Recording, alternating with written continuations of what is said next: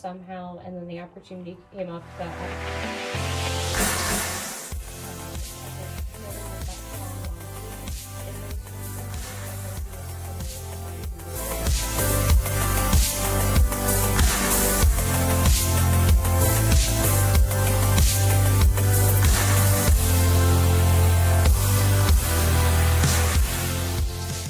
So, good morning, Jen. Good morning, Sue. How are you today? Doing great, thank you. How are you? I'm well, thank you. Good. How was your morning so far? It's been great. I got up and had my own little practice at home and then came into the studio and get to spend some time with you, so it's wonderful. Yay! So please tell us where you grew up. So I grew up in Schuylkill County, actually a town called Tamaqua. And then at that point, I graduated from Tamaqua High School, moved to Emmaus, and now I'm here in Easton. Nice. How'd you find your way to Emmaus? Actually, my job at the time was in Allentown, and I was commuting back and forth, and it just made sense to move into the area, and it really branched into a nice career here and a nice way to be able to be in the Lehigh Valley. Great. Do you remember your first experience with yoga? I do. So my first experience with yoga was actually on a DVD at home that it was like a freebie that like came in the mail for some type of like promotion. And I was like, oh, I think I should give this a shot. I was 13 and I decided that I was going to try it, and I just like fell in love with it, and I watched that same DVD over and over again so many times and just tried to keep playing around with it. And then finally, when I was 15, I went to my first in-person class, and that's kind of where it started. So you used the same DVD for like 2 years? Yes, I used it for a really long time. I really mastered it, that's for sure. Yeah, I'll say. Do you remember who was featured in it? Any prominent teachers? No, I don't think it was anyone even prominent. It was just enough to get like some of the foundational stuff down and be able to get through a sun salutation and be able to like move a little bit more and learn the basics. But then it was really when I went to my first in-person class that it was like the most resonating thing, because I was hooked at that point. So do you remember where your first in-studio class was? It was actually it was with a friend in she was going to LTRIC to college, and she had to actually take a yoga class as an elective. And then I went with her to this person's home in the Allentown area, and they had like this beautiful little studio built out of their back house, the back part of their house. So I got to really get that hands-on instruction, which I wasn't used to. So that's when I really got to feel the vibe of the people in the room and hear the breath and really participate in it more than just watching something. Sure, yeah. And so you said you were hooked. What was it about it? Do you remember that feeling? I think it was like half the mobility side of it and half the mental side. So I really enjoyed the calmness that you felt in the room itself, the vibe of being able to hear the breath and feel the energy in the room, and then also to have specialized instruction instead of it being as stagnant, I guess, just going through a video. A little bit less jumbled, and at that point it was just the mental part made me so much calmer, and I felt so much more like myself, or what I'd picture myself wanting to be. And then the physical part, since I was a gymnast, it really kind of came simple to me, and to be able to kind of convert some of those stretches and movements I was used to from gymnastics into yoga and being on a mat. Yeah, I have similar sentiments about it. As soon as I made my way to yoga, like even I think crow pose was the first pose, and I was like, ooh, this is like gymnastics. My body knows how to do this. And that felt really nice, like home in a way. Absolutely. So I get that. So okay, you're hooked as a practitioner.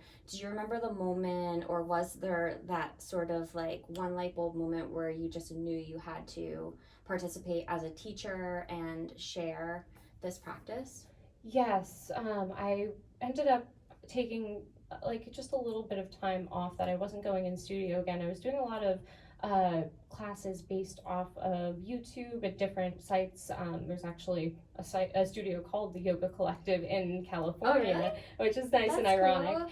And I've been subscribed to them for years, that I get to be able to watch their videos and go through the different prompts with that. So that's been a big one that I've kind of had in my lap for a while. And at that point, I decided I wanted to find a studio again. I had taken enough time that I was like, okay, I kind of went inward, did my own little soul searching, and now I'm ready to kind of further this along.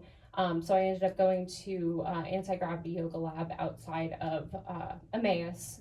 They had just opened at that point, and I took a class with Kevin Roth, and I just kind of fell in love with the whole thing all over again. And he was really my inspiration to start teaching, because I saw how much good he was doing for people, and what you can really do as a teacher by getting people in your following, really, and being able to take your class and influence people in some way, shape, or form. And I felt like I had that drive in me to be able to make some type of change, or at least try to help make some change in people if they need help on the mental side or the physical side. Yeah. So what message do you hope to deliver through your teaching? I hope to be able to get through to my students that they don't need to look outward for happiness or for that self feeling. Like, everything that you have is inside of you, and you don't really have to pull from any outside sources. And I think knowing that calmness, that peace is inside, and we just might not be actually grabbing onto it in those stressful moments. I think being able to know that your mind can go there, I think that's so important, and being able to just stay present instead of being in the past or in the future, and keeping yourself more centered. Yeah, for sure. And do you feel that while you're teaching that there's sort of like a message that you're trying to remind yourself of? Absolutely. Like over and over and over and over and over again? Yes, I definitely think that's a big part of it, because the way that I plan my teachings, it has to do with really the environment around. So I pull from a lot of different things, mainly the energy and the vibe in the room. I come in with a good idea of what I want to do within the class, but also cater more to who's in the room instead. So sometimes my plans go out the window a little bit, but it's definitely something that I had felt that was prevalent at that particular point, that I thought needed to be addressed in class, but also the aspect of how it came to me and resonated with me first, and I felt like it had to go out there. I'm definitely talking to myself too as I'm teaching. Yeah, I feel you. What classes are you teaching right now? So right now I'm teaching Sunday mornings here, 10:30 a.m. and the Yoga Collective is the name of the class, which again, perfectly ironic and lovely. And we're going through the Yoga Sutras and picking a new sutra each week and doing focus on it. Yeah, I love that. And it's perfect for you, I feel. Can you tell us a little bit about your educational journey? Sure. So I had started not too long after, maybe within a year of me starting at Anti-Gravity Yoga Lab. I started really wanting to teach somehow, and then the opportunity came up that I got certified in anti-gravity yoga. So I started with the aerial side of yoga more than I did the mat side as far as teaching goes.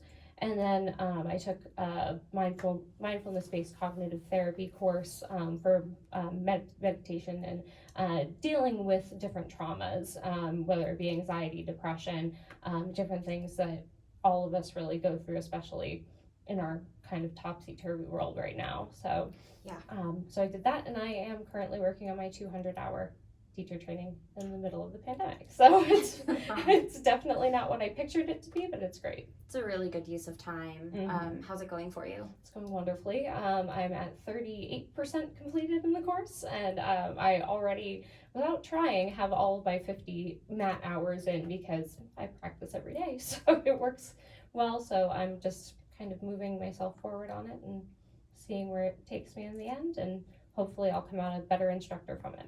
Yeah, you for sure will. You have such a solid foundation, so you can only build from there. Thank you. Yeah, I'm very happy about it. Yeah. What do you like to do off the mat? So I love outdoors.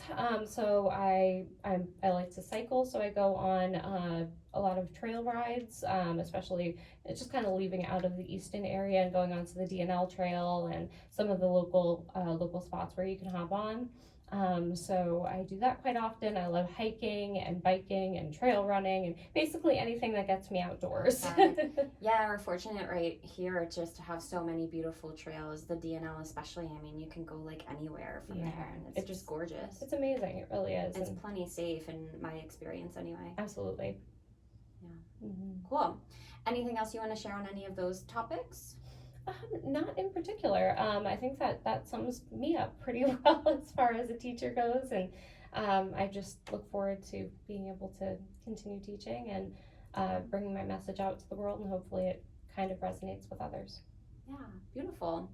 So before we part, please choose one of those wildcard questions up there, and I will read it to you. Sounds good. I'm gonna go with this one right there. Thank you.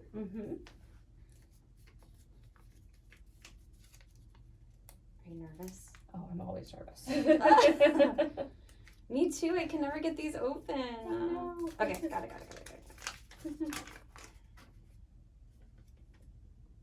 Oh, yay. What are your top 6 row emojis? Oh. Caveat, you may commentate on outliers. So you need your phone. Okay, I will grab it, I guess. Yeah, go Okay, ahead. sounds good. I can edit, That works. I think.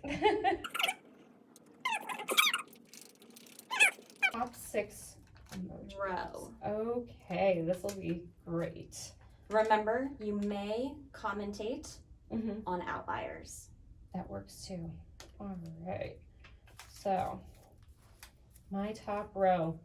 So there's a red heart, which I text my boyfriend, my other half, quite often, and those are in there, so I definitely know where that came from. The crying while laughing one. With the tilted head or the straight head? Straight head this Okay. time. Yeah, the straight head's on there. It was just my nephew's birthday this past week, so there's a red balloon that's on there. Fun. Next one is the crying while laughing one, but with the tears coming straight down the face. Yep. Next one is just the laughing one with the mouth open with the little V eyes. Squinty eyes? Yeah, the squinty eyes. And then the last one I think is pretty appropriate too. It's just the flat-eyed face and the flat mouth, just like a they. Yes, exactly. And again, they are definitely used well and for a reason, I think. So that row really represents who you feel? It does pretty well, and then right beneath that, I do have the prayer hands and some other things that I do. Peace sign is on here, yeah. So. Somebody told me that the prayer hands is actually a high five. Really? I know, it blew my mind too. I also feel like I'm gonna reject that knowledge. Yeah, I'm just gonna keep thinking of his prayer hands. Yeah, they're at Heart Center. It's namaste. Namaste Anjali. all the time. Well, speaking of, thank you so much, Jen. Yes, thank and, you. I look forward to more time with you. Absolutely. Same here. Namaste. Namaste.